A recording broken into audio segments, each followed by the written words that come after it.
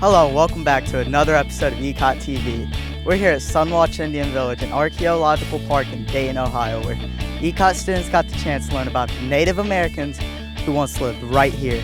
I'm Ecot 10th grader Jared Sullenberger, and a new episode of ECOTtv starts right now.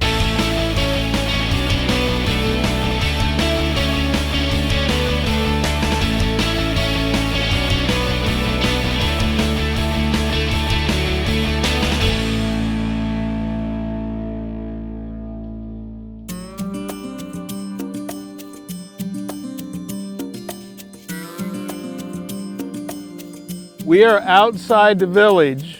You notice in the model there were 20 or 30 or 40 houses in a complete circle. You don't see that here. Everything is just an example.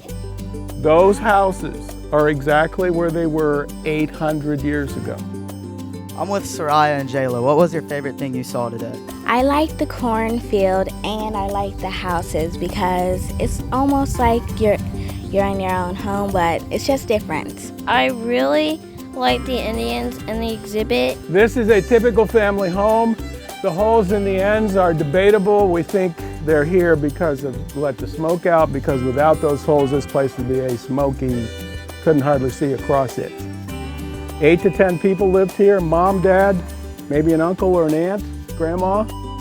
We learned today that the tribe here believed in something called the Three Sisters.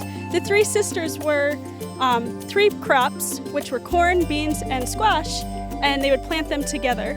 What they would do is they would take a mound, build a mound, and on the top they would plant their corn, and then they would put the beans around it, so the beans would get the nutrients from the corn, and squash all around the mounds to cover the bottom, and it would prevent the weeds and keep the moisture in the ground.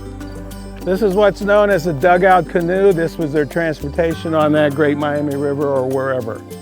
What they would do is they would set a controlled fire in this perimeter here and burn it. And then put the fire out, and then what's left is charcoal that you just scoop out, hopefully when it cools. And then you get it down to where it would be comfortable for 3 or 4 men. There are some graves. Why were the graves so close to the houses? Their attitude was, we want these people close to us. These are our ancestors. We respect them and revere them. Why is it important to learn about Native Americans? It's important to know what our ancestors did before us because technology is kind of taking over our world now, and it's good to know how they survived without technology and all this, and lights and all that kind of stuff. This is the Sunwatch pole. Why we call it Sunwatch? Because we think they did. We believe that this was a meeting place. I'll meet you by the center pole at noon. And it was probably a place for ceremonies, weddings in good weather, funerals, just parties, celebrations. And we also know they played games. What was your favorite thing here today? The game Chunky. There was like a little disc and they'd throw it on the ground and you had to try to hit it with a stick. Kind of like you were hunting. All right, let's go to this little house here. This is what we call Women's Lodge or Birthing Lodge. This is where women came to have babies. You're married at 14, you have a baby at 15. But back then, that's what they did. I'm with Zach today. What was your favorite thing you saw out here? My favorite thing was the Indian Village out here. I think they did a really good job of making the houses, the fence, and the paths.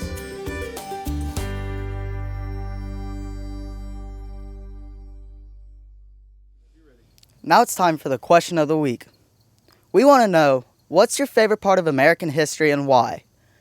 You can respond on Facebook, Twitter, or by messaging us in the iQT Message Center. Remember, if you are interested in being an ECOTtv anchor, make sure you plan on coming to the Fall Family Night at COSI on September 29th. What do you mean?